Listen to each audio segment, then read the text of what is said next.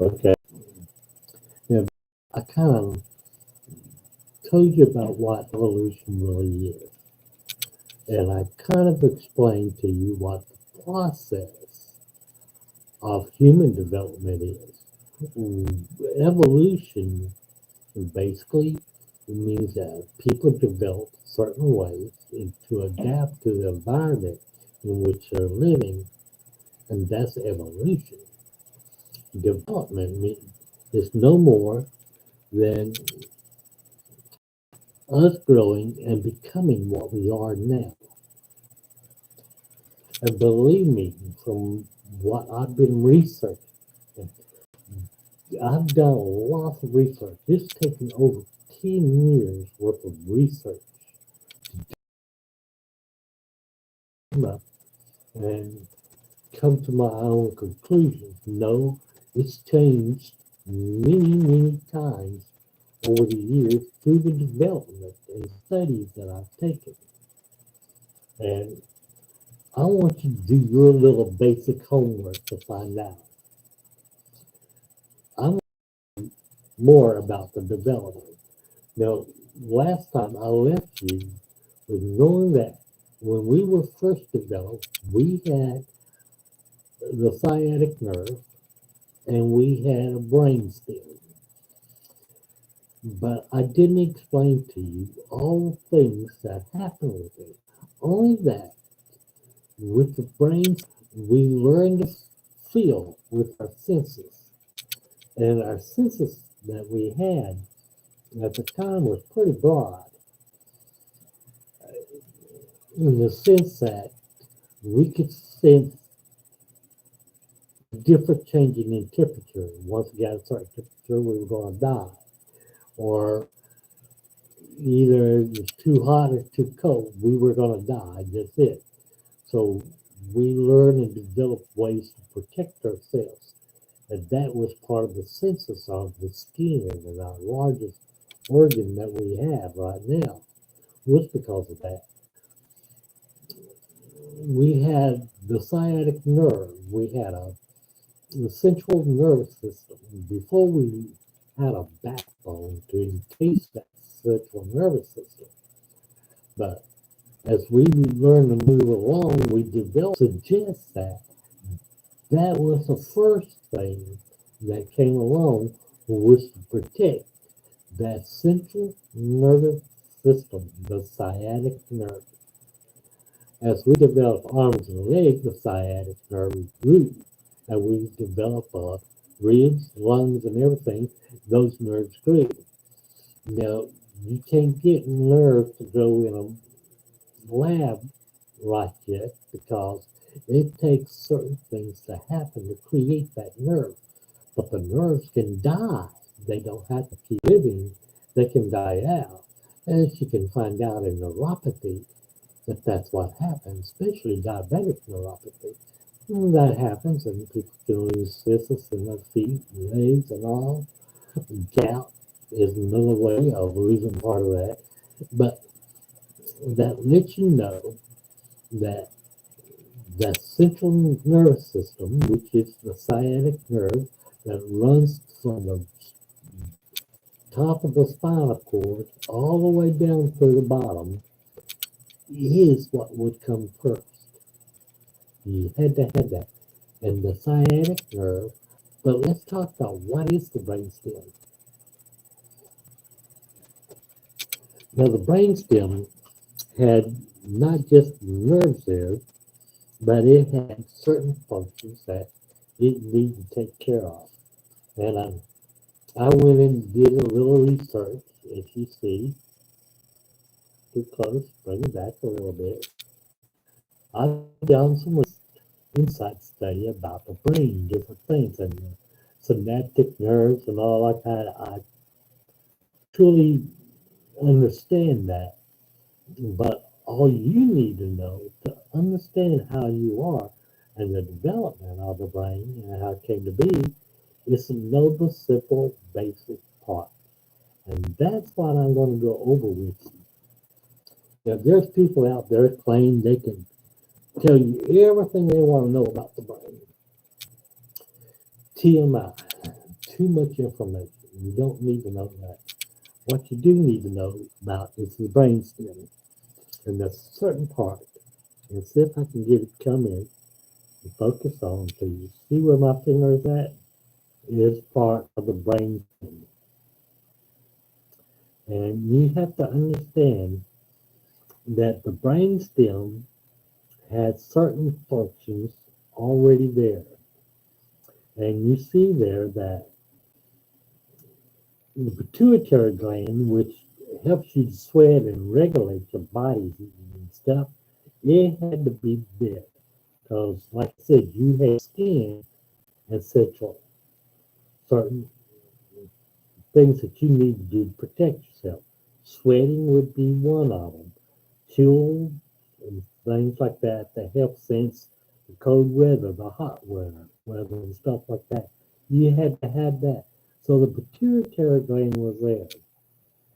And if you take a look, you see a little, I'm trying to read it myself and I can't hardly read. Little bubbles there called a pen. And that's where all this information came into it. And you've heard the thing, medulla oblongata. What is that? Well, the medulla is where the basis of the sciatic nerve connects to the brainstem. And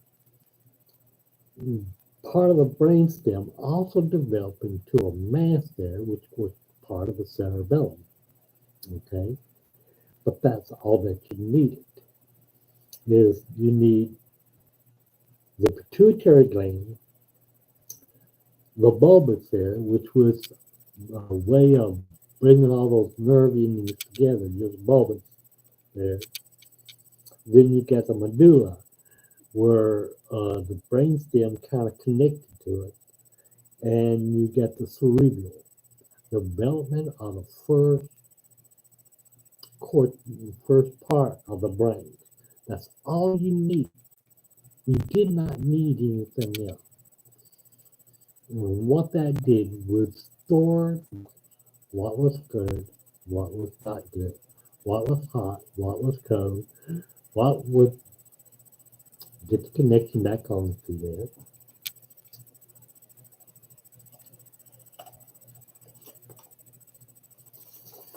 Okay, we understand. Well, we're trying to reconnect you. Come on, reconnect me. There we go. I'm back. Okay, every once in a while it kind of cuts out, and when it does, I'll stop and go on.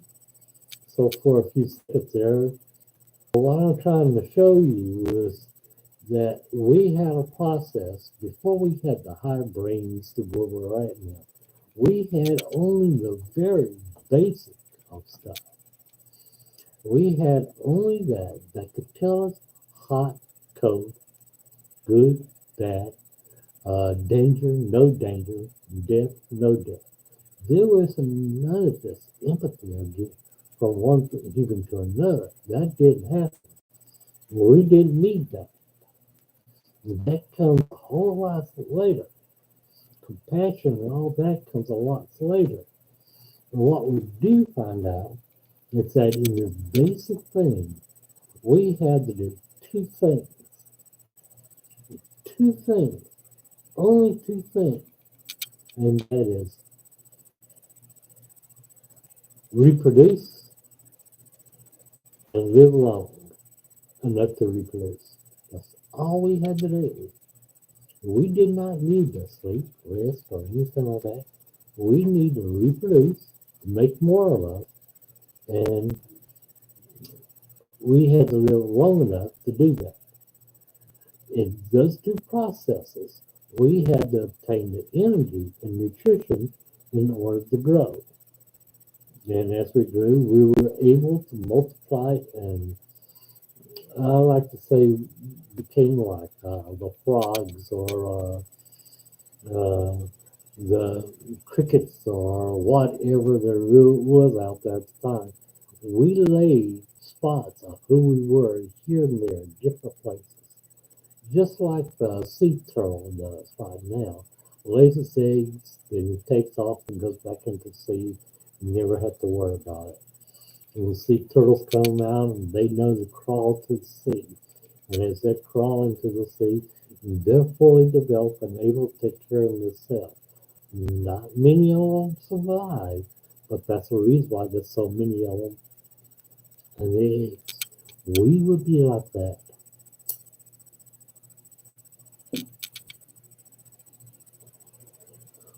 And we would have no more than just this brain stem. Okay. Now, later on, as we learn how to multiply greater and how to live longer, we develop another part of the brain. And this is the very part of the brain that we're still developing now. I want you to take a look. Let's see if I can get my finger right there. Right up above there, you see it right there. It's called the center brain. Now, there's a very, very peculiar little organ that's up there. And can you? But there's also what's called within the middle brain, and it's not just pituitary gland, but the hypothalamus means that information that's coming in. Not all information needs to be stored, this becomes instinctual. That doesn't need to be stored, that's just something that naturally going to happen. You heard of voluntary, involuntary muscles? Your heart beats, you don't have to tell it to beat. You breathe in, you breathe out. That's just something that happens. Sometimes you wind up kicking your loved ones out of the bed with you. That becomes an involuntary reaction. You didn't mean to do it, but you did it. The certain things are just involuntary reactions. They don't need to be stored or pass through the hypothalamus to get to the higher cortex of the brain. No, they're just stuff that naturally happens. Instead, they go through the pituitary gland. And once they get to the pituitary gland, there's a certain things that happen. It says this can be stored for future knowledge. And it goes on then to the hypothalamus. And the hypothalamus says danger or not danger. Okay? If it's not danger or danger, your brain's going to store it anyway. It doesn't make any difference. But danger is that you can store this for future context or reference. I mean, it's like the first ones that picked up a rock and found out they could take a rock and smash it against it and it would break open to pieces. They could take that same rock and smash it against a nut and the nut would break open and you got meat in there you can eat. So that's part of what the hypothalamus does. It gives you knowledge and stores on. And if you give birth later on, all your offspring's going to remember this. They might have to be taught it what to do, but they remember it. Even as we see it in some of the simple Capiche monkeys and things like that, they can be reminded that there's certain things that is instinctual that all they have to do is be reminded and they know what to do. They may not be good at it, but they can learn and they get better at it. Well, that's what the hypothalamus does.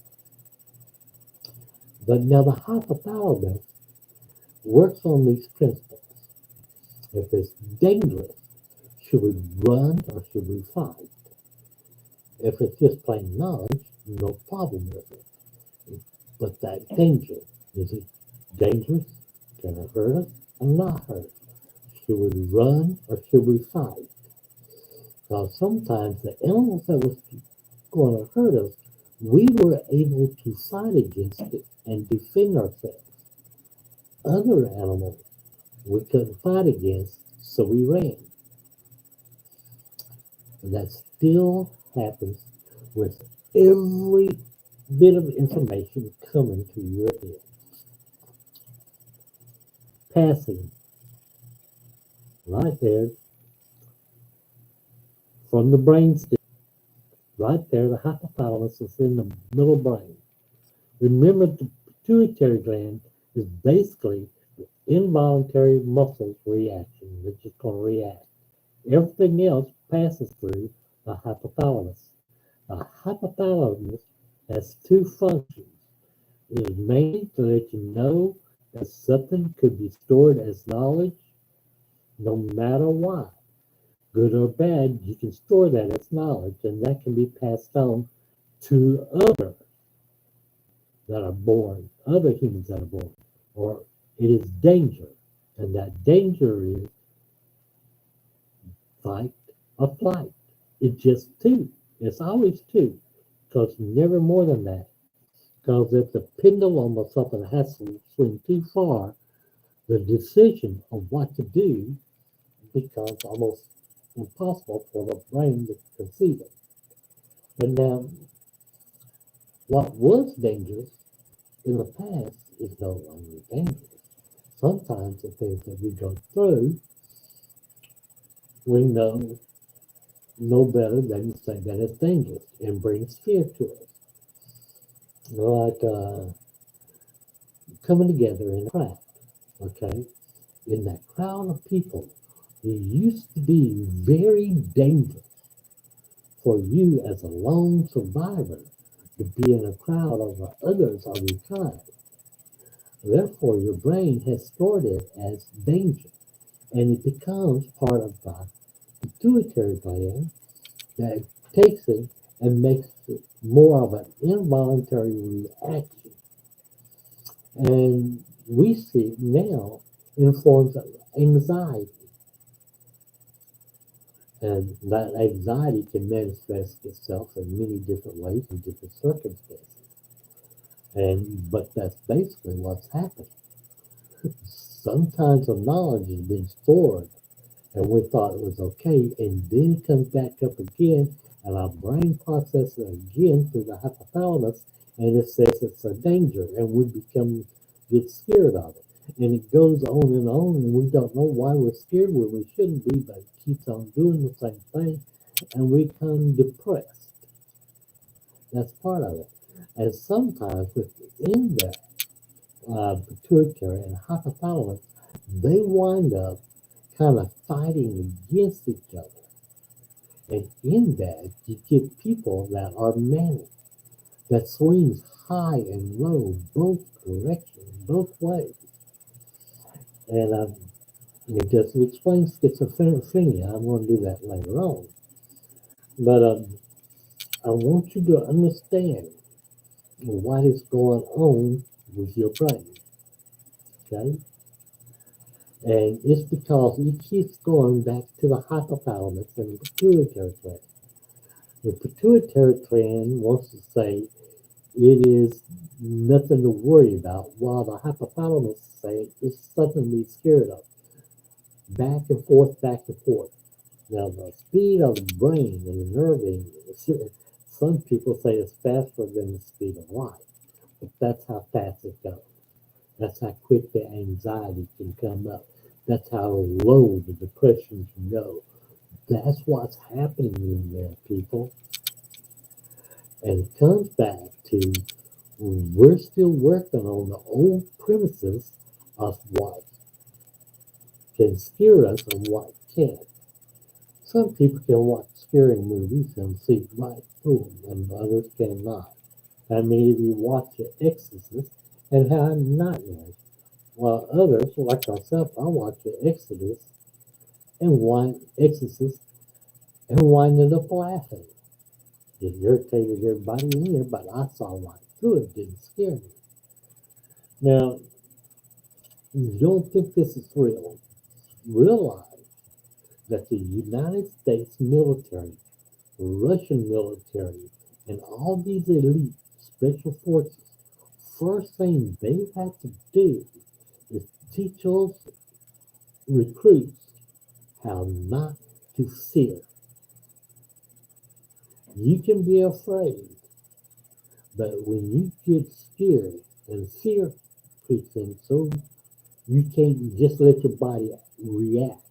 You have to have control of that so that you know what to do in those certain situations. And that's what I've done for myself. I realize I can still get lots of anxiety. I still get lots of depression and tension. But I've learned how to face those fears in order to overcome. I'm using a military principle for my own schizophrenia that I have, for my own anxiety and depression that I feel back and forth. But I've had other help. And the other help that I've had has come back to the basic of our first senses. Remember, I said that we develop the skin and hair. And before that, we could sense if something was good or bad. What's going to kill us, not going to kill us. And those are electrical pulses that's within inside us. It's so fun to watch a jellyfish slide on, and you can see nerves, this pulse and light flow. It's so startling and amazing. Even though they have a simple brain, a central nervous system, barely a brain stem, but yet they function so well. And you can see those electrical impulses going through them. And it's so amazing. We were like that at one point. So we developed those electrical pulses. And what are those electrical pulses? Let me adjust this up because I want to sit up and talk. Those electrical pulses are the ability to feel other electrical impulses that's around you. And those other electrical impulses are just as real as anything else coming into your body. Again, your pituitary gland and your hypothalamus have that little battle going on while that's happening. But when this happens, what you're actually feeling during that, you may think it's multiple personalities. You may think that they're hearing voices in their head. But what they're doing is no more than what a radio or TV does in the world. No more. Your cell phone does it. You've been doing it all along. You don't know it, but it's there. And the way you can recognize this, and this is so funny, is that I've got a little booklet that I read about and how all these electrical energies come in and affect different parts of the body. All of them. See those little wavy lines? That's called the aura that's around us. We put out these electrical energies that's around us. You can see them very prevalent when you're riding down the road on a hot road and you look out and you see a little thing that looks like water on the road. Well, what you're seeing is called a mirage. And that right there is called the aura of the road. Now, if you take and look directly at a telephone pole, okay, and notice around the sides of your eyes, that telephone pole is shimmering, shimmering. That's the aura. You take your hands and put it down on a little sensitive piece of paper, and that is photosensitive, and you can watch it change color. And that is the aura that's around you. That is very much real. But that aura goes back to the very, very basics of your senses. That's how I know that your body, your skin, was the first part of your development because we had to develop that because the aura Aranda was telling us we need to do this. I want to get into the order of it. And no, I'm not going to try to teach you um, mm, Hare Krishna, all that. No, I'm going to bring you down to a little bit of reality. While you walk down the street sometime and you hear somebody call your name and you turn around and nobody's there, how somebody hundreds of miles away all of a sudden can hear their mother calling them and know their mother just died. Or a mother can take and sense and feel that their child has just died. They know. They know. But how? I will bring that to you later. So right now, just think the loss of your anxiety and your depression is coming across because of the battle between the pituitary gland and the hypothalamus. That keeps going back and forth, and that exasperates the problem that you're having. But it still builds up and coming back because of the fear that you have. The fear that just mounts up and builds up.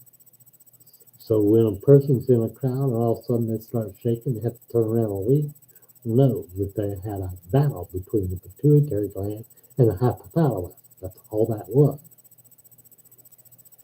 Now, anyway, and that's part of the next step of the development of the brain. And I'm going to bring you lots more of it. I've actually come to a clear understanding of the differences between the human beings that lives and brought up into different regions, and why race between one nationality to another is such a big negative thing, and it's going to go away, just not anytime soon, but it is going to go away. As a matter of fact, color of a person's skin or nationality soon is going to go away too. And you ever hear the expression golden child? We're all going to develop into that because that's all part of the evolution and the development of a human being. Until next time, this day, have a good evening and y'all take care. Bye bye.